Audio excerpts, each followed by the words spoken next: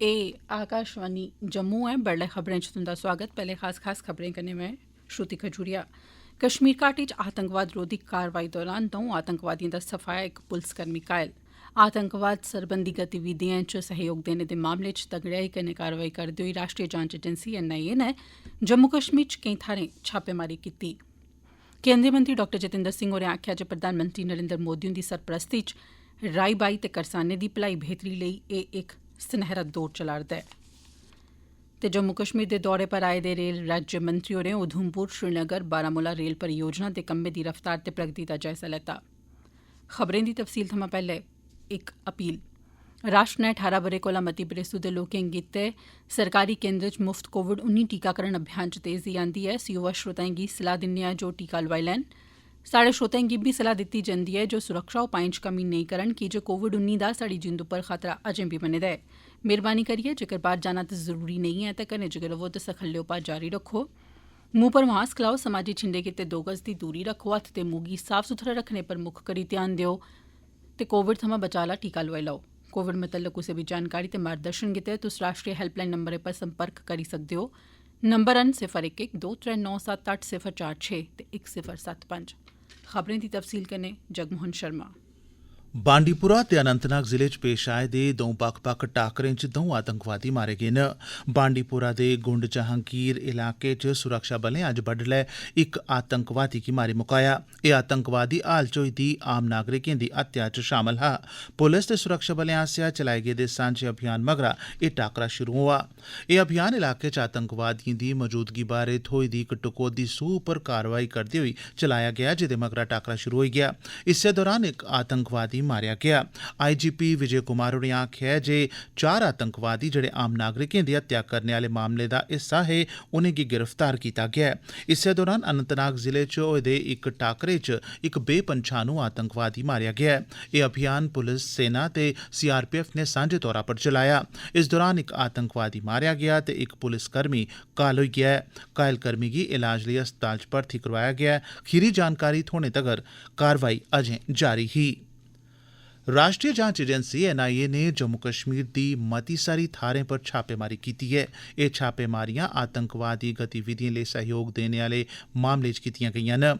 NIA ने श्रीनगर, अनंतनाग, कुलगाम ते बारामूला दी 9 थाह्रें पर छापेमारी कीती ऐ। एह् छापेमारियां 2 मामले, इक भारत विरोधी रसाले छापने ते दूआ द रेजिस्टेंस फ्रंट जेह्ड़ा लश्करे तैयबा दा गै समूह ऐ, ओह्दे खलाफ कीतियां गेईआं न। NIA ने किश लोकें गी हिरासता च बी लैता ऐ। प्रधानमंत्री हुंदे दफ्तरै च राज्यमंत्री डॉ जितेंद्र सिंह होरें आखेआ जे मोदी सरकार राई-बाई दे क्षेत्रै च नमियां काह्डां ते पैह्ल करने आह्ले स्टार्टअप्स गी विशेष तौरा पर बढ़ावा देआ'रदी ऐ। उनें आखेआ जे प्रधानमंत्री नरेंद्र मोदी हुंदी सरपरस्ती च राई-बाई दे क्षेत्रै लेई एह् इक सनैह्रा दौर ऐ, जिसलै कि इस क्षेत्र च नमियें काह्डें, तकनीकें ते ढंग सरिस्तें गी अपनाइयै राई-बाई ते एह्दे कन्नै जुड़े दे होरनें कम्में गी बड्डे पैमाने उप्पर बढ़ावा दित्ता जा'रदा ऐ ते सरकार ने 2022 तगर करसानें दी आमदन दूना करने दा लक्ष्य तैऽ कीता ऐ। शेरे कश्मीर एग्रीकल्चर यूनिवर्सिटी जम्मू च लोआए गेदे 5 रोज़ा उत्तरी भारत क्षेत्रीय कृषि मेले दे खीरी रोज़ अपने संबोधनै च डॉ जितेंद्र सिंह होरें आखेआ जे सरकार दे जतनें कन्नै राई-बाई दे क्षेत्र च नमां बदलाव ते सुधार दिक्खने गी लब्भा ऐ। करसानें दी स्थिति च बेहतरी आई ऐ ते फसलें थमां मता बेहतर ते म्यारी झाड़ हासल कीता जा'रदा ऐ।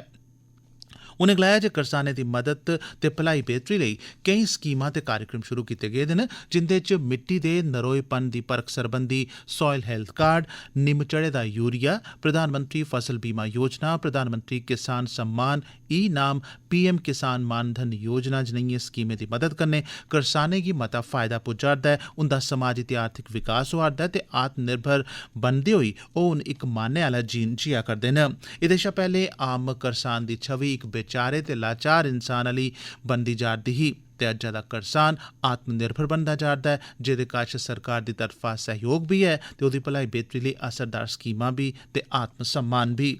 मंत्री होरें आखेआ जे मौजूदा सरकार राई-बाई दे रिवायती तौर तरीकें गी बढ़ावा बी देआ करदी ऐ ते नमियें साइंसी तकनीकें दे इस्तेमाल पर बी जोर देआ करदी ऐ तां जे करसानें दी आमदन गी बधाया जाई सकै। सांबा, पुंछ, रामबन ते अनंतनाग दे बाद हुन शोपियां ते बडगाम जिले बी 100% योग्य लाभार्थियों गी कोरोना सोयां बचाऽ आह्ला टीका लाई लैने आह्ले जिलें दी सूची च शामल होई गे न। मुक्ख सचिव डॉ अरुण कुमार मेहता होरें इस उपलब्धि पर इनें जिलें गी मुबारकबाद दित्ती ऐ। उनें सूबाई ते जिला प्रशासनें गी जोर देइयै आखेआ जे ओह् इस गल्लै गी यकीनी बनान कि बाकी रौंह्दे लोकें गी कोरोना सोयां बचाऽ आह्ला टीका लग्गी जा ते जिनेंगी पैह्ली खुराक थ्होई गेदी ऐ ओह् अपनी बारी सिर दूई खुराक बी पक्क गै हासल करी लैन। इस लक्ष्य गी हासल करने लेई उनें जिला ते सूबाई प्रशासनें गी अपने जतन तेज करने लेई बी आखेआ। उनें आखेआ जे कोविड टीकाकरण दी तेज रफ्तार ते जारी हिदायतें दी सख्ती ने पालमा करने ने कोरोना दे मामलें च कमी दर्ज कीती गेई ऐ ते काफी हद तगर एह्दे पर काबू पाया जाई सकेआ ऐ। उनें सब्भनें योग्य लाभार्थियों गी टीका लाना यकीनी बनाने लेई लोकें च जागरूकता पैदा करने ते कन्नै उपलब्ध संसाधनें दा पूरा इस्तेमाल करने पर भी जोर दित्ता ऐ। एह् खबरां तुस आकाशवाणी जम्मू परा सुना'रदे ओ। आजादी का अमृत महोत्सव। आकाशवाणी जम्मू दा क्षेत्रीय समाचार एकांश जम्मू यूनिवर्सिटी दे डिपार्टमेंट ऑफ स्टूडेंट्स वेलफेयर दे सहयोग कन्नै पेश करदा है आजादी का Amrit Mahotsav quiz India at 75। अज्जै दा सवाल है, इस आवाज की पंछानो। और हमारे इन प्रयासों के पीछे 40 साल की साधना है। ये कोई आकस्मिक जनादेश नहीं है, कोई चमत्कार नहीं हुआ है। हमने मेहनत की, हम लोगों में गए, हमने संघर्ष किया है। पार्टी 365 दिन चलने वाली पार्टी है। ये कोई चुनाव में कुकुर मुक्के की तरह से खड़ी होने वाली पार्टी। और आज हमें अकारण कटघरे में खड़ा किया जा रहा है क्योंकि हम थोड़ी ज्यादा सीटें नहीं ले सके। हम मानते हमारी कमजोरी है, हमें बहुमत मिलना चाहिए, लेकिन हम फिर भी सदन में सबसे बड़े विरोधी दल के रूप में बैठेंगे और आपको हमारा सहयोग लेकर सदन चलाना पड़ेगा। इस बात को मत भूलिए। मगर सदन चलाने में और ठीक तरह से चलाने में हम आपको पूरा सहयोग देंगे, ये आपको आश्वासन देना चाहते हैं। इहदा जवाब तुस साढ़े ईमेल एड्रेस india75quiz@gmail.com उप्पर भेजी सकदे हो। आजादी का अमृत महोत्सव। ते हुन बाकी दियां खबरें कन्नै श्रुति खजूरिया। रेल, कोयला ते खाने सरबंधी केंद्री राज्य मंत्री राव साहेब पाटिल दानवे होए जेड़े जम्मू कश्मीर दे लोकें कश जाइयै उंदियें दिक्कतें शकैतें गी जानने लेई शुरू कीती गेदी केंद्र सरकार दी विशेष पैह्ल तैह्त इत्थै आए दे न। द'ऊं दिनें दे रामबन जिले दे दौरे दौरान कल पत्नीटाप च लम्मी दी इक बैठक च केईं महत्वपूर्ण विकास परियोजनाएं दी स्थिति दी प्रगति ते रफ्तार दा जायजा लैता। उनें 272 किलोमीटर लम्मी उधमपुर श्रीनगर बारामूला रेल लाइन परियोजना दी प्रगति ते रफ्तार बारै बी तफसीली जानकारी हासल कीती। उनें दस्सेआ गेआ जे इस परियोजना चा 161 किलोमीटर हिस्से गी पैह्ले गै चालू करी दित्ता गेआ, जिसलै कटरा कोला लेइयै बनिहाल तोड़ी दे 111 किलोमीटर दे हिस्से पर कम्म युद्ध स्तर पर जारी ऐ, जेह्ड़ा मेद ऐ जे अप्रैल 2023 तगर मुकम्मल होई जाग। जिला विकास कमिशनर होरें महत्वकांक्षी परियोजनाएं लेई जिम्मे हासल करने दे कम्मै बारै बी तफसीली जानकारी हासल कीती। उनेंगी इत्थै पंचायती राज सरिस्तें गी त्र'ऊं सतहें पर निग्गर बनाने दी प्रक्रिया बारै बी जानकारी दित्ती गेई। मकामी लोकें मंत्री हुंदा उत्थै पुज्जने पर निग्गर स्वागत कीता।